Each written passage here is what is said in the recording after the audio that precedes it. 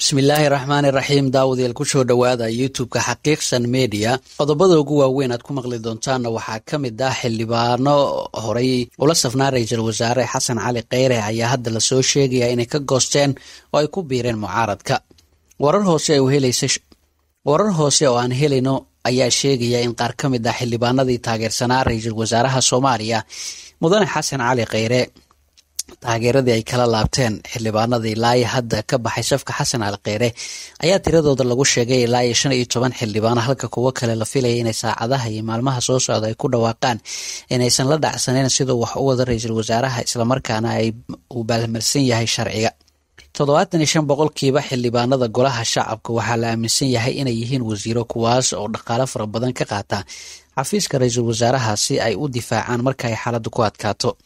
haddaba waxaa taagan muran u dhexeeya xukuumadda iyo qaar ka mid a golaha shacabka waxaana xafiiska ra-iisul wasaare kheyre lagu eedeynayaa inuu faragelin uu ku hayo howlaha golaha shacabka iyo weliba awoodda dowladda. maalinta sabtida ayaa la qorsheynayaa in xildhibaanada golaha shacabka ay u yeeraan ra-iisul wasaaraha xukuumadda soomaaliya xasan cali kheyre wasiirada amniga iyo gaashaandhigga si ay wax uga weydiiyaan xaaladda amni ee dalka oo sii xumaanaysa. haddaba maxaad ka og tahay joogitaanka axmed madoobe ee magaalada muqdisho? madaxweynaha jubbaland axmed maxamed islaam ayaa muddo 10 maalmood ah ku sugan magaalada muqdisho waana muddadii ugu dheereed oo uu ku sugnaada caasimada soomaaliya oo markii hore booqashadiisa ay dhowr maalmood uun qaada jirtay.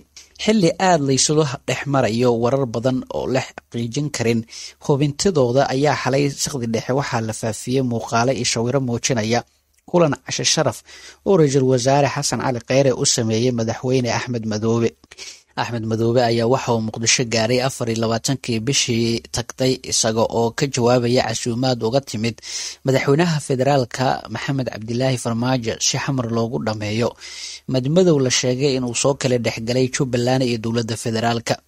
socdaalka ayaa waxa uu ka dambeeyey kadib safar uu ra-iisul wasaare xasan cali kheyre uu ku tagay magaalada kismaayo halkaasoo la shaaciyey in xal lagaga gaaray waxyaabihii ay isku hayeen labada dhinac laguna ballamay in muqdisho lagu dhameeyo. ma jiro wax kulan oo la shaaciyey oo dhexmaray axmed madoobe iyo madaxweyne farmaajo balse ila lagu kalsoon yahay waxay BBC-da u sheegeen inay dhaceen kulamo albaabada u xiran yihiin oo dhexmaray labada dhinac. sidoo kale ma jiraan wax faahfaahin oo laga bixiyo waxyaabaha laga wada hadlay ama laysku afgartay ama laysku fahmi waayey haddiiba ay jiraan.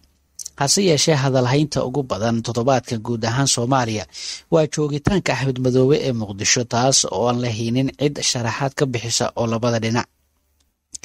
hadalhaynta ayaa cirka isku sii shareertay markii ay soo baxeen warar aan la hubin oo qaarkood isburinayay waxaana aad u batay dadka wax iska weydiinaya halka ay wax marayaan. waxaa arrimaha xiisaha u sii yeelay inay aad u soo dhowdahay doorashadii madaxtinimo ee jubbaland taasi oo lagu wada inay dhacdo bisha Agoosto. madaxweyne axmed ayaa maalmo ka hor intii uusan muqdisho u kici timin magacaabay guddi doorasho kaasi oo saacado gudahooda ku ansixiyey baarlamaanka jubbaland. xildhibaanada baarlamaanka cusub ee madaxweynahan dooran doona ayaa isaguna weli la xulin. waqtiga jubbaland ee muqdisho waa mid ballaaran waxaana qayb ka ah wafdiga jubbaland ee muqdisho waa mid ballaaran waxaana qayb ka ah gudoomiyaha baarlamaanka jubbaland sheekh cabdiraxmaan kaasi oo khudbada ka jeediyey furitaanadii labada aqal ee baarlamaanka soomaaliya. waxaa ka mid ah kooxo wasiiro ay ka mid ah dad soomaali caan ka ah sida wasiirka arrimaha gudaha maxamed warsame darwiish oo hore usoo noqday agaasimihii nabad sugidda soomaaliya. wafdiga jubbaland ayaa xalay intooda badan ka qaybgalaya casho sharaftii guriga ra-iisul wasaaraha ka dhacday balse dhanka xukuumadda federaalka waxaa sawirada keliya ka muuqday wasiirka amniga maxamed abuukar islow. warar aad u kooban oo kusoo baxay qalabka warbaahinta dowladda maamusha ayaa lagu soo koobay inay casho sharafta dhacday waxaana keliya casho sharafta ka hadlay wasiirka madaxtooyada jubbaland xirsi gaani halka dhanka kalena dowladda aana cidna loo soo xiigan.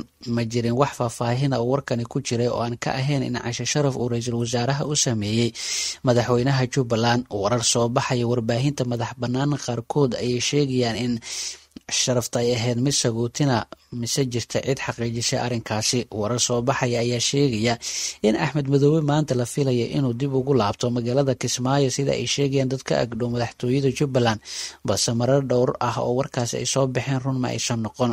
inta badan musharaxiinta u taagan xilka madaxweynaha Jubbaland ayaa ku sugan magaalada Muqdisho waxaana ay u badan yihiin siyaasiyiin ka tirsan dowladda federaalka ama xiriir wanaagsan la leh.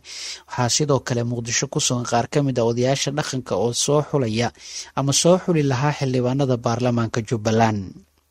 warkii aad kala socoteen YouTube-ka xaqiiqsan media waa naga intaa. fadlan subscribe iyo like iyo share ha ka iloobin, sidoo kalena gambaleelka furo si wararkeena uu ku soo gaaro. mahadsanid.